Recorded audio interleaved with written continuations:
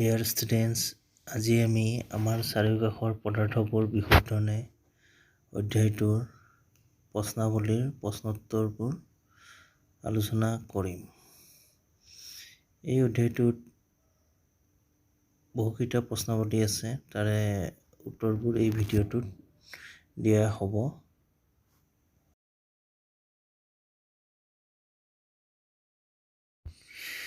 এতিয়া প্ৰশ্নাৱলীৰ প্ৰথম প্ৰশ্নটো, পদাৰ্থ বুলিলে কি বুজা?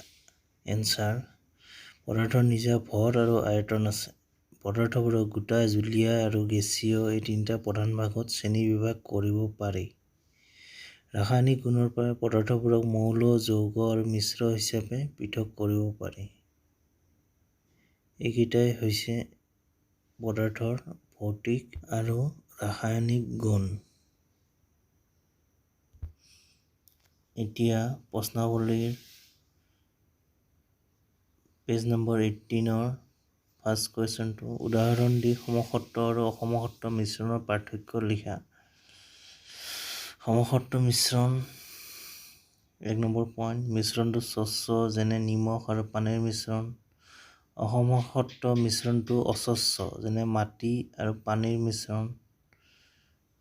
2 নম্বৰ পইণ্ট, মিশ্ৰণ এটাৰ সংযুতি সকলো অংশতে সমান যেনে চেনি আৰু পানীৰ মিশ্ৰণ।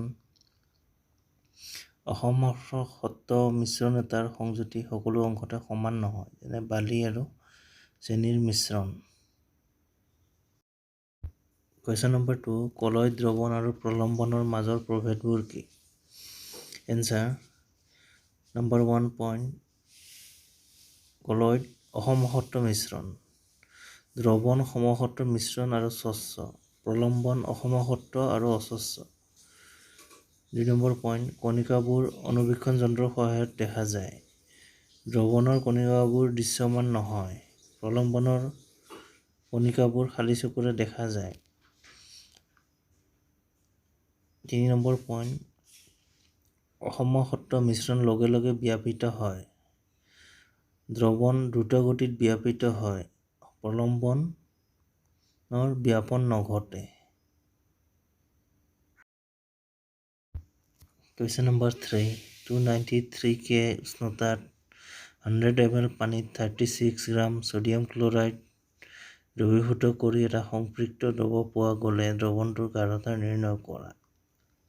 এনচাৰ: দিয়া আছে ছডিয়াম ক্লৰাইডৰ ভৰ 36 গ্ৰাম, পানীৰ ভৰ 100 গ্ৰাম, গতিকে দ্ৰৱৰ ভৰ হ'ব 100 gram plus 36 gram equal to 136 গ্ৰাম।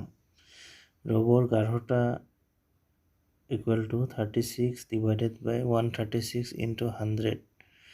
এইটো আমি হৰণ পূৰণ কৰি পাম 26.47%। এতেকে দ্ৰৱণটোৰ গাঢ়তা হ'ব 26.47%। প্ৰশ্নাৱলী পেজ নম্বৰ 24, কুৱেশ্যন নম্বৰ 1, কেৰাচিন আৰু পেট্ৰলৰ ইহঁতৰ উতলাংকৰ পাৰ্থক্য 25 ডিগ্ৰী চেলচিয়াছতকৈ বেছি। মিশ্ৰণৰ পৰা সিহঁতক কিদৰে পৃথক কৰিবা? এনচাৰ: কেৰাচিন আৰু পেট্ৰলৰ মিশ্ৰণৰ পৰা সিহঁতক পাতন প্ৰক্ৰিয়াৰ দ্বাৰা পৃথক কৰিব পাৰি। চিত্ৰত দেখুওৱাৰ দৰে মিশ্ৰণটো পাতন ফ্লাস্কত লোৱা হয় আৰু মিশ্ৰণটো গৰম কৰাত এক নিৰ্দিষ্ট পৰিমাণৰ তাপ দি থকাৰ পাছত থাৰ্মোমিটাৰত উষ্ণতা স্থিৰ হয়।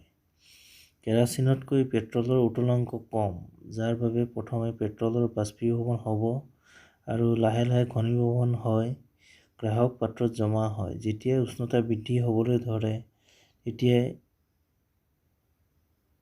তাপ দিয়াটো বন্ধ কৰা হয় আৰু কেৰাচিন পাতন ফ্লাস্কত ৰৈ যায়।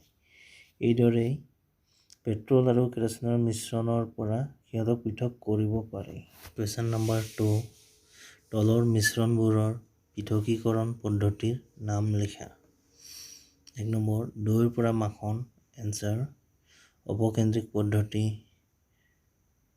2, সাগৰৰ পানীৰ পৰা নিমখ। এনচাৰ: বাষ্পীভৱন পদ্ধতি। 3,